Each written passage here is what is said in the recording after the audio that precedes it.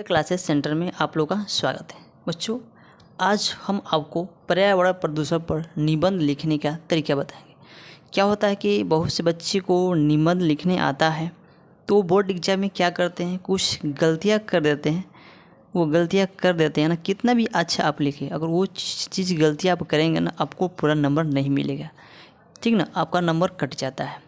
अगर आप लोग निबंध पे सही लिखने का तरीका आपको पता नहीं है, अगर जानना चाहते हैं तो इस वीडियो को शुरू से लेकर अंत तक आपको देखना है। बस अगर देख लेते हैं ना, जो आपका डाउट है पूरा कन्फर्म आज क्लियर हो जाएगा। क्योंकि जो हमारा पर्यावरण प्रदूषण है बच्चों ना, ये हर साल बोर्ड एग्जाम में निबंध लिखने के लिए आता है। क्योंकि आप सबको पता है सबसे ज़्यादा नंबर निबंध में ही मिलता है। तो गलती आपको नहीं दोहरानी है, ठीक ना। वो गलती को अभी इसी वक्त आपको सुधारना है, क्योंकि आपके पास बहुत समय है। चलिए बच्चों, हम स्टार्ट करते हैं। देखिए, आपको बोर्ड एग्जाम में ब्लैक पेन से आपको डालना हेडिंग पर्यावरण प्रदूषण, क्योंकि हम ब्लैक से नहीं डालें, आपको हम बता रहे हैं। उसमें क्या करना है बच्चों, हम आपको लिखना है हेडिंग रूपरेखा। रूपरेखा हमको क्या लिखना है, रूपरेखा में हमको ये लिखना है, रूपरेखा में हमको ये दर्शाना है कि प्रस्तावना, प्रदूषण के प्रकार, पर्यावरण प्रदूषण का कारण, प्रदूषण को रोकने के उपाय, उपसंहार। आपको प्रदूषण में ये चीज़ बस लिख देना है, ठीक। उसके लिखने के बाद ये हेडिंग है। लिखने के बाद अब हमको डालना है पहले हेडिंग प्रस्तावना। आखिर प्रस्तावना में हम क्या लिखेंगे, प्रस्तावना में हमको क्या लिखना है, आप ब्लैक पेन से हेडिंग डालेंगे बच्चों प्रस्तावना। तो प्रस्तावना हमको ये लिखना है, विश्व में तेज़ी से बढ़ती जनसंख्या पर्यावरण प्रदूषण का कारण है, ठीक। प्रदूषण का अर्थ स्वस्थ वातावरण में ही जीवन का विकास संभव है। अपने आसपास का वातावरण दूषित हो जाना ही प्रदूषण कहलाता है। अगर आपके आसपास घूरा है, नाला है, कचरा है, ठीक, अगर आपको पास है, अगर वो गंदगी देगा तो आपके पास बच्चों प्रदूषण, गंदगी फैलेगा, वो दूषित होगा, यही दर्शा रहा है। आपको प्रस्तावना में इतना ही लिखना है, ठीक। उसके बाद आप ये डालेंगे प्रदूषण के प्रकार, ये दूसरा हेडिंग यहाँ पे दिया है ना, प्रदूषण के प्रकार। आप डालेंगे बच्चों प्रदूषण के प्रकार, ठीक है। प्रदूषण कितने प्रकार के होते हैं, देखिए।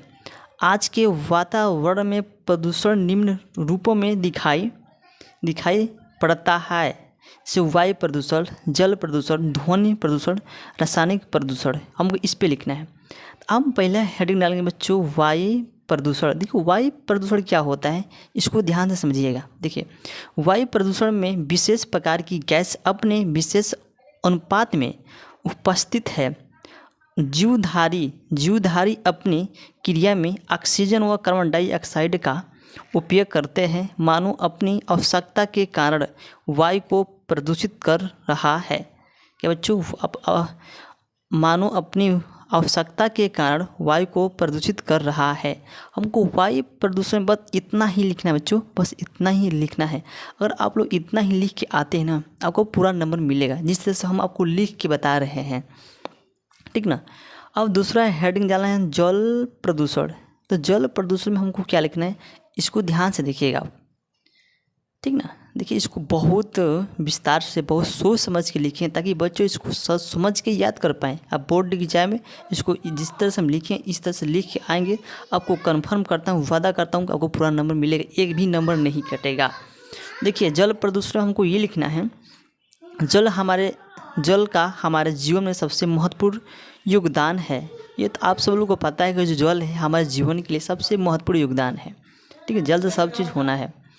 तो जल में कुछ तत्व जैसे खनिज, लवण, कार्बन डाइऑक्साइड गैस आदि का अधिक मात्रा को जाने का कारण जल प्रदूषित हो जाता है, ठीक ना। हमको जल प्रदूषण में यही चीज़ लिखना है, ठीक ना। जैसे खनिज, लवण, कार्बन डाइऑक्साइड गैस आदि का अधिक या मात्रा को जाने कारण जल प्रदूषित हो जाता है। बच्चों इतना लिखना है, आपको कुछ भी नहीं करना है।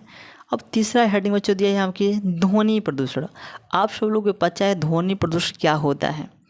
जैसे आपको जो अपन एरिया में जैसे गाड़ी चल रही है, मोटरसाइकिल चल रही है, उसका जो धुआं आ रहा है उसी को ध्वनि प्रदूषण कहते हैं।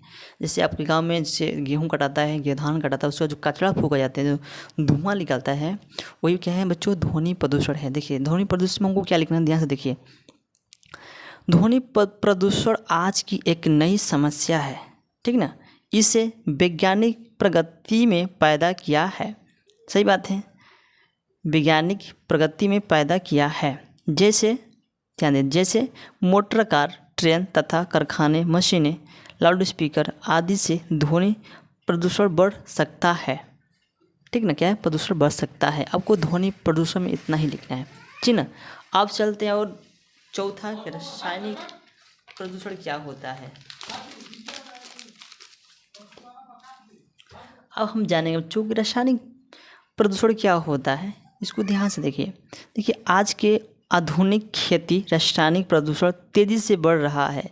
ठीक ना, अत्यधिक जनसंख्या वृद्धि के कारण उपजों में वृद्धि के लिए दवाइयों, कीटनाशकों का प्रयोग किया जा रहा है।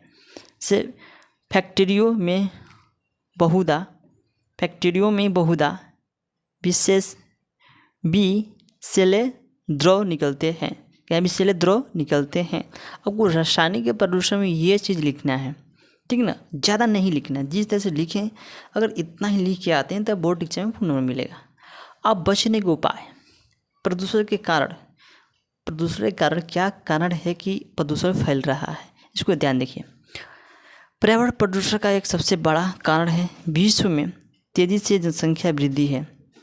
क्या पर्यावरण प्रदूषण का सबसे बड़ा कारण विश्व में तेजी से संख्या वृद्धि है। विश्व की जनसंख्या आज सुरसा की भांति विकराल इसफा बुरा प्रभाव पड़ रहा है। प्रदूषण के कारण में आपको ये लिखना है। अब रोकने के उपाय। प्रदूषण को आप कैसे रोक सकते हैं, उसको बचा सकते हैं। ठीक ना, आप डालेंगे हेडिंग प्रदूषण को रोकने का उपाय। तो इसमें लिखना है बढ़ती हुई जनसंख्या पर रोकथाम तथा अधिक से अधिक वृक्षारोपण किया जाए।